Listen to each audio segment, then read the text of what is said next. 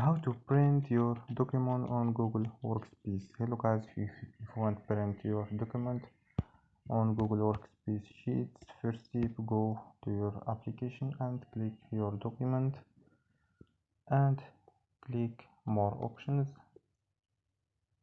and scroll down, and here you can find share and export, and scroll down and here you can find print, so click print.